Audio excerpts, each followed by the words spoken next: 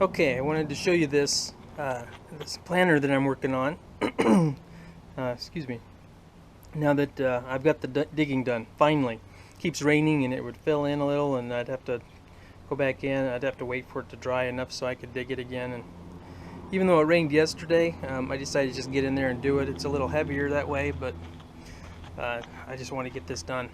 You can see the pipe coming through there. I don't really know if that's going to do any good. I'm not going to lose any sleep over it. It wasn't hard to get it put in there. As you can see, I have a lot of sand and soil here that I've pulled out. The idea is for the water that comes off the sidewalk here that goes into this first one, if it gets saturated, for the water to be able to just kind of go through that pipe and go across. It might get root bound, it might not work, but it's not going to hurt anything. So I was just kind of hoping that that would help this get more water. Since so much comes down this sidewalk, it just seemed like that might be a good idea. Also, I've noticed that as I water the other planter that I got done a few months ago, that the soil gets wet right down here on the right, up there close to the wall underneath the sidewalk here. I can see it start to get wet there, so it's seeping underneath. I don't know if that's because of my gopher friend or what. As you can see, I'm trying to catch the little gopher. I don't know if you can see that very well. It's kind of dark, but I know the trap on top probably won't do any good. But I couldn't get it down in the hole. It's kind of trigger happy. It kept snapping when I tried to do it. So I wanted to show you this before I start filling it in. I'm going to put some cardboard down next, and then put some Amaranth. As you can see, there's no shortage of Amaranth around here. I'll go ahead and pick some of that, and I have some over in the backyard as well, just on the side and everywhere. It's not a problem. Amaranth is abundant here. I'll throw some of that in there, and then to help keep that from germinating and trap some of the nutrients, I'll put another sheet of cardboard on top of that. And I'll mix a little sand in and some of the clay as I go along to try to help seal it a little bit, to fill in the air space so it doesn't collapse too much.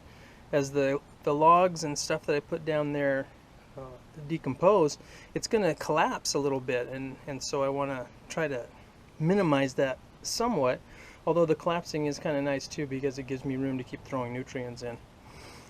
One place that I won't do that though is right here in the middle where that tree is going to go. Remember, we're putting a loquat in here. I don't want the ground collapsing underneath it, so as I come up, I'll put a bucket or something there in the middle, fill it with sand, and I will pack the organic matter around it so that the tree has support directly under it. So as things decompose, the tree isn't dropping down as well. I want to keep that elevation exactly where it needs to be and consistent.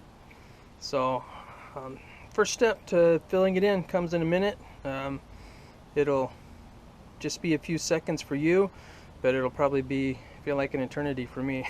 Pretty hot today, but I want to get this done, so let's see what happens. If you're out here in Arizona, you know what that looks like. That's the monsoon cloud. It's coming from the south, a little bit to the east, mostly south. So here I am, trying to beat the rain, because I really don't want the rain to come in and mess me up here. So I'm going to try to get some more stuff in here. I have some time, but it is hot. As these monsoons come in, it gets humid, and it makes it a little harder to work. I don't know what the temperature is right now. I would guess in the mid-90s. Okay, so you can see what I've done here. All the greens in there are Amaranth that I picked. As you can see over there, it looks a little bit better than it did before. I put this caisson tube in here. I was trying to decide what to do, and that seemed like the easiest way to go about making sure that where my tree's getting planted doesn't get filled in. Looks like it's leaning a little, but I'll straighten that up as I go up. Put a little bit of sand in it to hold it steady, and as you can see, I put these logs. Let's see, right here you can see that I put the cardboard in, and then I put the Amaranth on top of that, and then I've thrown some logs in.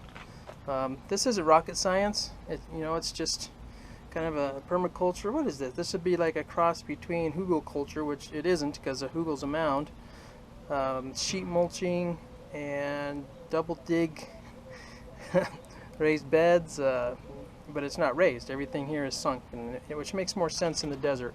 It helps it to hold moisture better, and it helps it with the wind. It's a pain to work in because you got to bend over so far, but your production will go up because it's protected and it holds the moisture better and protects the little plants from the wind better. So that's why I'm doing it this way. As I shared with you before, this is a water catchment. The water will come down off the roof. Actually, I'll have it go somewhere else, but it does come down this walkway, comes under the gate, goes into these two basins. So it's going to help me quite a bit to keep this nice and moist. The vegetation in here is going to hold a lot of moisture and nutrients. My next thing to go in here is going to be mesquite pods. Mesquite pods hold a lot of nitrogen, so that'll be banked in there underneath the next level, help feed everything. It'll wick up, it'll permeate, and the idea is that it'll turn this into a very nutrient dense area. Hopefully the worms will come in and like it, and the other desirables will infiltrate the soil and help to keep it healthy, so I can grow just about anything here. So I'm going to get those in, and I'll come back and film when I get a couple more steps done to show you what's going on, show you how it looks. For what it's worth, some of this is an experiment. This isn't like I've seen a lot of people doing this type of thing. It just makes sense in light of what other people are doing in different places and the challenges that we have here in the desert. So I'm calling this particular planter the Sonoran planter because guess what? We're in the Sonoran Desert. Well, kind of right at the edge of it anyway.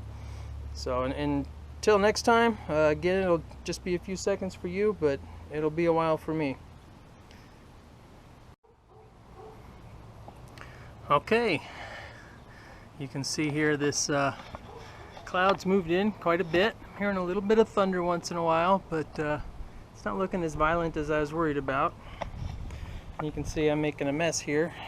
Although my pile is shrinking a little. You can see I took some from that end and some from this end. And you can see the planter's looking remarkably different. I put in the layers like I said I was doing. I got the logs in as you saw, and the amaranth. On top of that, I spread some mesquite pods, some from this year, and then on top of that I put some that I had raked up last year that were just composting. So they're under there, and that got things kind of smooth because it had composted enough that it was a little finer. And then I put some eggshells on top of that, and I had a whole bunch that I was able to grind down into not powdery, but broke them down pretty good. I threw some more the clay on top of that, just a thin layer, not even an inch, just enough to kind of cover things. And then what you see here is sand that I've put on there to try to smooth it all out. And next I will be putting another layer of cardboard, and then I'll put a little sand on top of that, and it'll be ready for my topsoil. I think that'll be it. I'll put some thought into it. I want to get some coffee grounds too to put in here.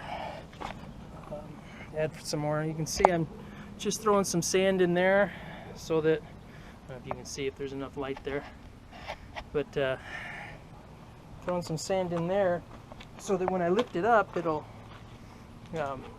won't cave in. It'll just keep full. And if I need to dig some out to get the tree in the ground, that's fine. But at least I'm preserving the integrity of the ground underneath the tree. So that's where we are now. Yeah, I think the cardboard and then some sand, and I'm going to call it a day. This storm's going to come in. I think that'll protect everything enough against this storm, as long as it's not too violent. But even then, I don't know what could happen to it. Not a whole lot. So, you all have a good one, and I'll see you in a few seconds. Okay, I'm winding up for the day on this. You can see the cardboard sticking up there, and at this point I'm not worried about it. The rain doesn't look like it's going to hit us like it looked earlier. It doesn't seem to be as bad. I'm kind of hoping that we get a nice deluge tonight though, so it can get all this wet, get the cardboard to sag down into there a little bit better, and and form to the sides better. I can smooth a little bit more sand in there. Anyway, you get the idea. You see what I'm doing. Don't really have anything to add at this point. I'll have to get some topsoil. I have some mulch coming from Jay down in the Mesa. He makes the compost, actually, the best compost in the world. So I'll be using that for the garden area, and he has some specifically for trees, so I'll have some right around the tree there as well. So I guess that's it for the Sonoran planter for today anyway, until I can get more work done. Incidentally, I'll get the topsoil, the mulch in, or the compost in, and some topsoil.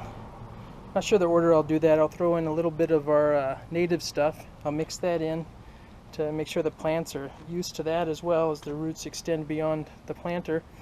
And I'll just put a ton of chips on top. The chips help to keep nutrients, keep moisture in the ground, help insulate it from the heat, and they just and what else do they do? Oh, they keep the weeds down too. That's right. So I will have probably 4 or 5, maybe 6 inches of wood chips in here by the time I'm all done. You all have a good one. We'll talk to you later.